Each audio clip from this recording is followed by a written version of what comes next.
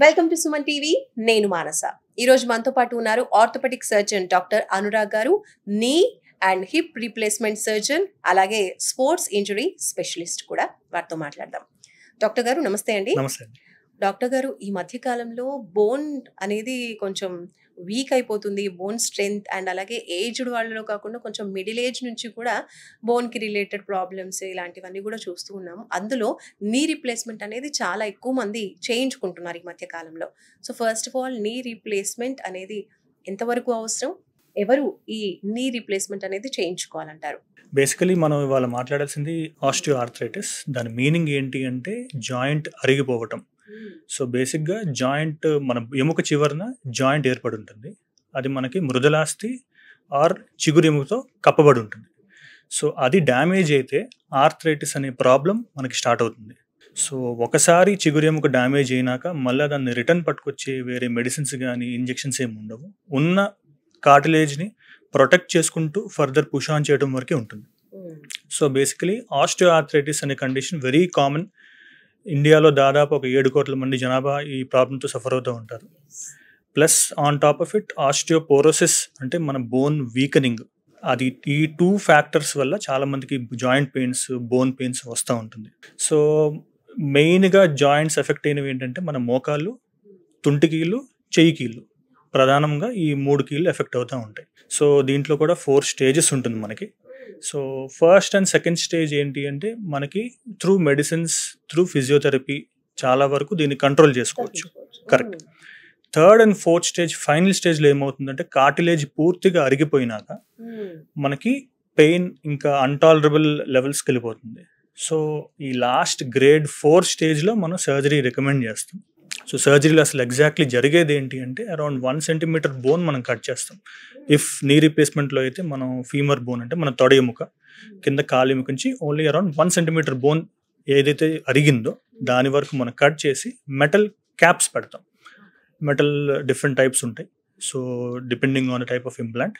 So knee replacement అనేది compulsory అంటే 4th stage ఉన్నప్పుడు మాత్రమే రీప్లేస్మెంట్ అవసరం అంటున్నారు. ఎగ్జాక్ట్లీ. ఇఫ్ ఆల్ అంటే ఏజ్ కూడా ఉంటుందండి, ఏజ్ ఫ్యాక్టర్ కూడా డిపెండ్ అవుతుంది. సో బేసిక్గా మనం చెప్పేది ఏంటంటే 40 to 50 ఇయర్స్ ఏజ్ నుంచి మన మోకాల నొప్పులు స్టార్ట్ అవుతుంది. But it can also affect younger people. There is a condition called rheumatoid arthritis, కీలవాతం అంటాం. సో యంగర్ పీపుల్ని కూడా ఎఫెక్ట్ చేస్తుంది. సో ఇఫ్ నడవరాని పరిస్థితి వచ్చింది, కంప్లీట్ అరిగిపోయిందంటే it can be done in younger people also. There is no hard and fast rule అది 50K చేయాలి, 60K చేయాలి అని చెప్పి. The ideal golden age is 55-60, but it can affect the younger people also. It is వాళ్ళ body అంత age వాళ్ళలో ఈ knee replacement చేసినప్పుడు బాడీ సహకరిస్తుంది అంటారా? సో ఇప్పుడు బేసికలీ మనం వాడే ఇంప్లాంట్ ఏదైతే ఉంటుందో అది around 15 to 20 years depending on the quality of the implant దాని లైఫ్ టైం ఉంటుంది. Okay. So which is why the sweet spot is 60 and 65 ఆ రేంజ్లో. నీ రీప్లేస్మెంట్ అంటేనే చాలా మంది భయపడుతూ ఉంటారు. అలాంటిది మీరు హిప్ రీప్లేస్మెంట్ అని కూడా అంటున్నారు. దీంట్లో సక్సెస్ రేట్ ఎంతవరకు ఉంటుందండి? So hip replacement is actually called the operation, the surgery of the century because of it success rate. So in fact నీ రీప్లేస్మెంట్లో మనం post surgery around 1 month, 1.5 months కొద్దిగా నొప్పులు ఉంటాయి. Hip replacement is very successful. అసలు ఎవరికి అవసరం పడుతుంది అంటే మన ఈ మధ్యకాలంలో ఎవాస్కులర్ నెక్రోసిస్ అనే ఒక పదం వింటా ఉన్నాం. చాలా మందికి ఏంటంటే డ్యూరింగ్ కరోనా టైం మనం స్టెరాయిడ్స్ ఎక్కించడం వల్ల ఏమవుతుందంటే ఆ బోన్ ఏదైతే ఉంటుందో దాని రక్త సరఫరాలు మనకి ఆ డ్యామేజ్ అయ్యి the bone it becomes dead. So దానివల్ల హిప్ రీప్లేస్మెంట్ చేయాల్సి వస్తుంది. Other causes can be previous ఫ్రాక్చర్లు అవ్వటం, తుంటి ఎముక విరగటం, okay, or any childhood problem ఉంటే దానివల్ల హిప్ బోన్ ఎఫెక్ట్ అవ్వటం. సో అక్కడ ఏం చేస్తామంటే మనం ఆర్టిఫిషియల్ బాల్ అండ్ సాకెట్ రెండు మనం ఏర్పరుస్తాం. సో దాని life span is in fact longer, 20 to 25 years if it is done well and using a very good implant. ఇప్పుడు ఇంప్లాంట్కి వస్తున్నారు అంటే సీరియస్ ప్రాబ్లం ఉన్నప్పుడే వస్తారు. బట్ మనసులో మాత్రం ఏదో ఒక భయం ఉంటుంది. లైక్ తర్వాత ఎలా ఉంటుంది, అసలు ఇంప్లాంట్ ఎలా చేస్తారు, మనకి సూట్ అవుతుందా, తర్వాత ఏమవుతుందో అని భయపడుతూ ఉంటారు కదా పేషెంట్స్. సో వాళ్ళని మీరు ఎలా ట్రీట్ చేస్తారు, వాళ్ళకి ఎలా మోటివేట్ చేస్తారు మీరు? సో ఇనీషియలీ పేషెంట్ వచ్చినప్పుడు ఏం భయంతో వస్తారంటే ఓకే మోకాలు నొప్పి, తుంటి నొప్పి అంటే డైరెక్ట్గా స్ట్రైట్ ఫార్వర్డ్ సర్జరీ రికమెండ్ చేస్తారని. Actually that is not true. So depending on the grade అంటే మనం ఫస్ట్ ఎక్స్రే తీసి క్లినికల్గా పేషెంట్ని చూసి if needed MRI of the hip joint అవన్నీ చూసినాక మనం సర్జరీ రికమెండ్ చేస్తాం. Okay, if needed. Okay, so ఇండియాలో యూజువలీ మోస్ట్ ఆఫ్ టైం మనం ఉన్న మార్గాలన్నీ ట్రై చేసినాకే if nothing is working out people come out for surgery. So physiotherapy, medicines అన్ని వాడి మనకి ఇంకా ఇంప్రూవ్మెంట్ రావట్లేదు అంటేనే సర్జరీకి వెళ్తారు.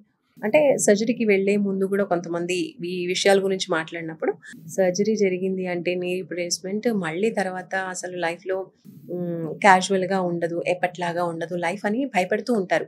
అది నిజమే అంటారా? యాజ్ ఎ డాక్టర్ మీరేమంటారు? సో పోస్ట్ నీ రీప్లేస్మెంట్ ఏముంటుందంటే అండి, first 1 to 1.5 months is a bit tough. So మనకి స్టేపుల్స్ ఉంటాయి, కుట్లు ఉంటాయి, లోపల కరిగే కుట్లు ఉంటాయి. సో ఇనిషియలీ కొద్దిగా ఇబ్బంది డెఫినెట్లీ ఉంటుంది. ఇంకా అది resting time. But after 3 months నడవటం కానీ, మెట్లు ఎక్కడం దిగటం కానీ, ట్రెడ్మిల్ అవన్నీ వాళ్ళు చేసుకోవచ్చు. వంట పనులు ఫ్రీగా చేసుకోవచ్చు. నేల మీద కూడా కూర్చోవచ్చు, but it is not advisable because implant life span తగ్గిస్తుంది కాబట్టి. Okay, that is the only restriction which we keep. Okay, the same thing applies for hip replacement. వాళ్ళ పని వాళ్ళు చేసుకుంటారు. Car driving, bike driving, everything is possible. So initial rehab period is a little bit painful, but ఒకసారి ఆ barrier cross చేసిన తర్వాత they will enjoy the surgery. ఇప్పుడు ఈ రీప్లేస్మెంట్ సర్జరీస్ కంప్లీట్ అయిన తర్వాత మీరు ఇందాక అన్నారు లైఫ్ స్పాన్ అనేది చాలా ఇంపార్టెంట్. సో ఎక్కువ లైఫ్ వాళ్ళు ఇంకా ఆఫ్టర్ రీప్లేస్మెంట్ హ్యాపీగా ఉండాలి అంటే ఎలాంటి జాగ్రత్తలు తీసుకోవాలి? లైఫ్ స్టైల్లో ఎలాంటి చేంజెస్ చేసుకోవాలి?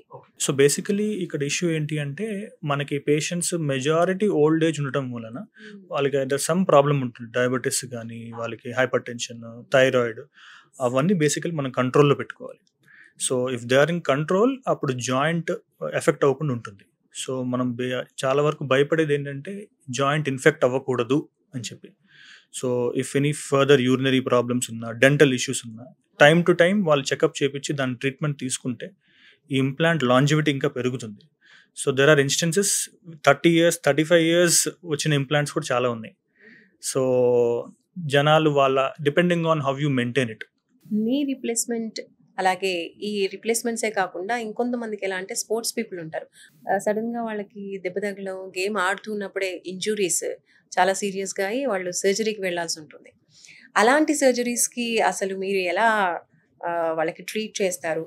అండ్ ఆ సర్జరీస్ కనుక వీళ్ళు చేసుకున్నప్పుడు కనుక మళ్ళీ ఫ్యూచర్లో వాళ్ళు ఆ గేమ్స్ ఆడే అవకాశాలు అనేవి ఉంటాయంటారా? So one of the most common sports injury అనేది ఏంటంటే ACL ఇంజరీ అండి, యాంటీరియర్ క్రూషియేట్ లిగమెంట్. అది అసలు ఏంటి అంటే మన తొడ ఎముక అండ్ కాలి ఎముక మధ్యలో ఒక రోప్ మాదిరిగా ఒక తాడులా ఉంటుంది.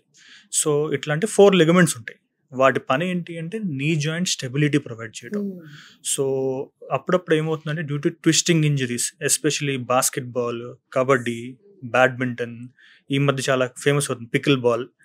ఆ గేమ్స్ ఆడినప్పుడు ఏమవుతుందంటే సడన్ ఇంపాక్ట్ వల్ల మోకాలు రొటేట్ అయ్యి ఆ లిగమెంట్ కట్ అవుతుంది. So depending on how much it is cut, partial tear ఉందా, కంప్లీట్ టేర్ ఉందా. కంప్లీట్ టేర్ ఉన్న వాళ్ళకి వీ రికమెండ్ సర్జరీ. సర్జరీలో అసలు ఏం చేస్తామంటే మన తొడ వెనక భాగంలో హ్యామ్స్ట్రింగ్ మజిల్స్ ఉంటుంది, వాటిని కొత్త ACL రూపంలో మనం దాన్ని కుట్టేసి బోన్లో టనెల్స్ డ్రిల్ చేసి కొత్త ACLలా పాస్ చేస్తాం. సో పోస్ట్ దీస్ సర్జరీస్ మళ్ళీ గేమ్కి ఎప్పుడు రిటర్న్ అవ్వచ్చు అంటే around 5th month or 6th month. So car driving by 3rd month, bike driving by 4th month.